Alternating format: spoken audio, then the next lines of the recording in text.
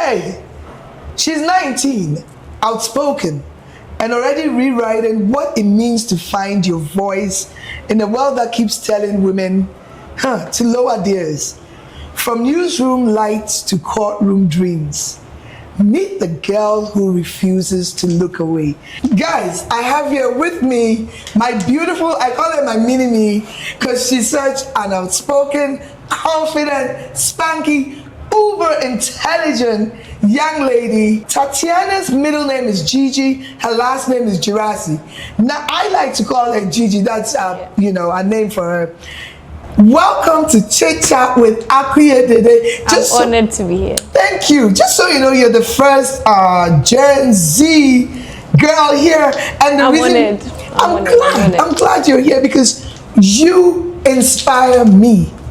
And you inspire me. Oh, guys, I'm gonna cry. It's a two-way street. It's a two-way street. Oh my God! Hey!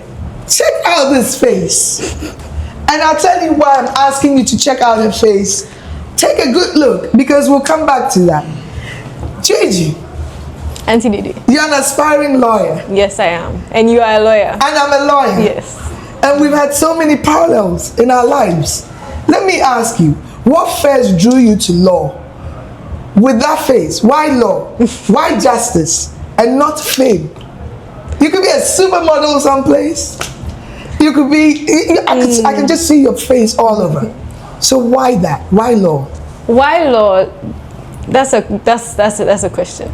So as far as I can remember, I have a lot of people around, well, I feel like in our society, the Ghanaian society, we have a lot of people that are lawyers. When you ask them why, they tell you that, oh, when they were a child, they used to talk plenty and their parents and everybody around them said you'd be a lawyer, and then they just ran with it.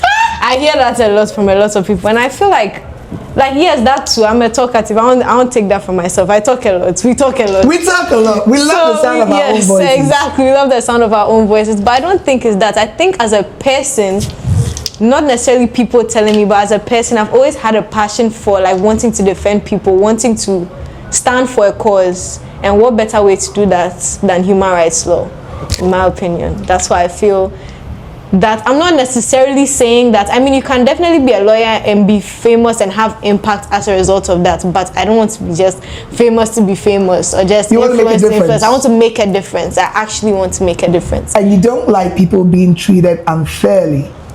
You don't like absolutely injustice. Not. We hate injustice. We have that in common. Yes. Wow. So many things in common. You guys will see in this podcast. Yeah, you guys are going to see too many things in common. Too many things in common. Because I went through the you talk too much phase, so right. You should be a lawyer. But as I got older, I realized it wasn't about me talking too much. Yeah. I just don't like injustice. Precisely. I don't like anyone being treated unfairly. So my passion started, my drive. There's a passion behind it. Exactly. Yes. There's a passion behind it. But before we go deeper into all of that, you've been behind a news camera before. Yes, I have. Hey, how did that experience teach you confidence in your own voice?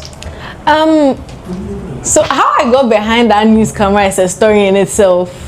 I was at home. I had finished I think it was a month after I finished my A-levels. And then, in June 2024, I was at home and my uncle came by the house. He was like, oh, you're done with your A-levels, right? I'm like, yeah, what are you doing? Oh, I'm getting ready to go to college. And he's like, I'm starting a news company. I think you should come intern with me. I'm like, sure. Diversification. Because like I said, law, people in my family have done journalism, but I never saw myself, you asked me 5 years ago, oh, would you be doing, I would say, oh, I think you have the wrong person. No. Not because of the confidence aspect, I just never saw myself in a news field. So yeah, I started interning with the company in June.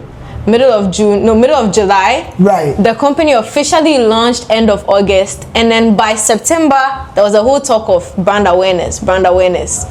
So our social media manager Appiah came up with the idea for a weekly news summary with 5 to 6 stories each week. Wow. Somebody will sit behind the camera, basically be a newscaster for the next 2 minutes, and then we post that on the social media. And then my uncle calls me. My uncle is in Chicago. My uncle calls me and he's like, okay, Tatiana, so there are so many people in this company. I know you're the youngest intern, but I want you to do this. And I'm like, great idea. Okay. thank you, like I'm honored. But like, wow. These are, and then there's nobody to look up to because I've not seen anyone do anything like this. Like I've not seen any news company in Ghana do anything like this. So now I don't have a prototype I'm looking onto. All I have is a vague script and an idea of what I'm supposed to do. And I started that in September. I did that from September last year. I did it until May of this year or June of this year. Yes, June of this year. So I watched all of them. We can focus with the High Street Journal, guys. Yeah, the High Street. Oh yes. My God, I watched all of them.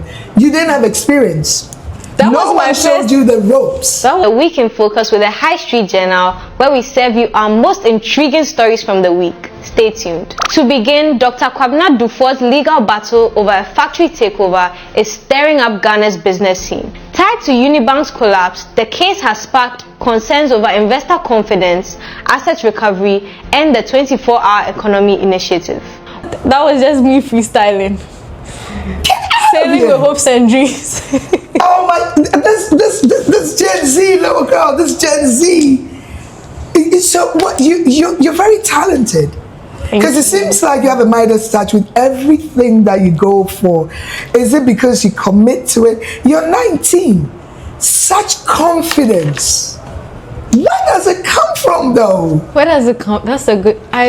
We were having a conversation earlier this week, and you were talking about how your mom had this constant hammering into your head. Yes. You are so unique. You are you. I think I've had a lot of that surrounding me growing up. And the person closest to my age around me in my house is 30. My older sister is 11 years older than me. I don't have anyone close in age to me, so I feel like that also like drew my mind ahead of me, ahead of where I'm expected to be. So yeah, I feel like all that. Mature. Yes, I feel like all that, and just naturally being a talkative and a confident and outspoken child, the children are to be seen and not heard was completely missed by me.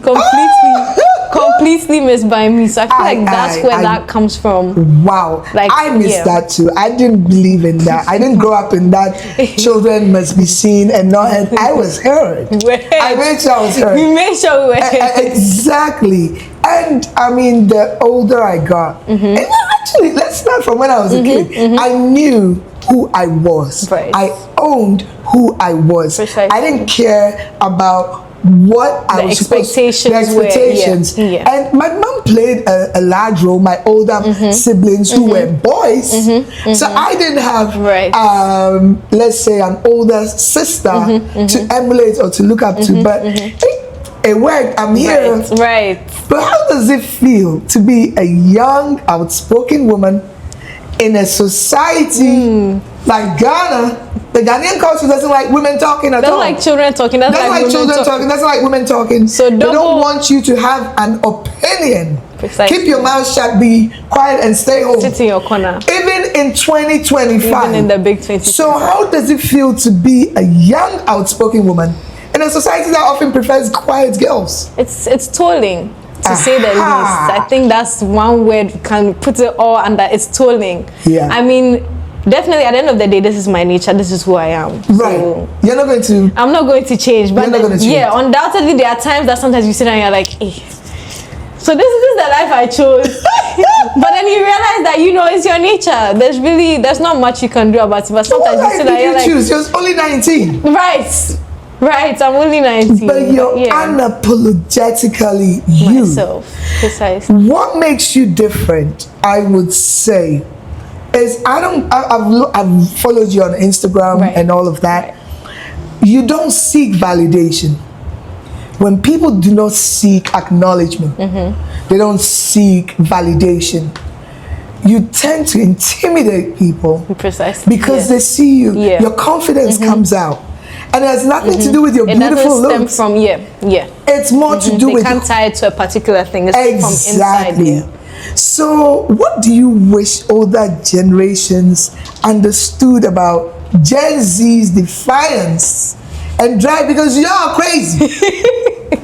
You're different. I don't know what planet Gen Z people are from. They want to pull us from. Yeah. Oh, Gen Z. So what do you want us to understand about you lot? I think we need to understand that we are from different generations. I mean, obviously Gen X, Gen Z. Right. We hear like the different labels, but then we need to, I think the older generation needs to realize that that isn't necessarily a bad thing. Right. There's always things that we will have to learn from you, because obviously you're learning from your elders, and then there are always things that you learn from us. So we're all learning from each other. Life is one long learning journey, and then in our Ghanaian society, is an adult learning from a child, that's unheard of. That's unheard of. Which I think is ridiculous. Right. Because if you don't learn from the Gen Z children of today, you wouldn't even know how to use a phone. Look, the laptop. Anything new that comes up, Right. I'm like, I'm calling my young niece or something. Okay, so how do I do this? What do I do? And you are always on your phones. As socialization is different. My only problem with Gen Z is I see a lack of commitment sometimes. I see some of them, I think, were raised by a pack of wolves because they're rude. Hey, I told you, when you come on ChitChat with AkuyeDede, you know you're going to get the unfiltered. It's spicy. It's the truth. A lot of you are rude, ill-mannered. It's a problem. But wait, we'll get back onto that when we do segment 2. Right. What would your 10-year-old self say if she could see the woman you're becoming? 10-year-old me, I was in grade 4. 10-year-old me would that was just 9 years ago. Yeah, no, I was just trying to like piece that era of my life. So I'm Right. like, okay, wait, what was I doing at 10? 10-year-old me was in grade. I think I want to say shocked, but I feel like that would be a lie. I don't think I would necessarily be shocked at who I am. I think 10-year-old me would be like yeah, I'm getting there. Yeah, like yeah, I'm on the path. Okay. We're on the path. We're in law school. We're in our first semester in law school. We are on the path. We are so definitely on the right path. Thank you so much. So guys, this is just the beginning of my conversation with Gigi. Tune in for part 2 of this. You're going to love it. It's going to get spicier. more scintillating. See you. It's ChitChat with AkuyeDede.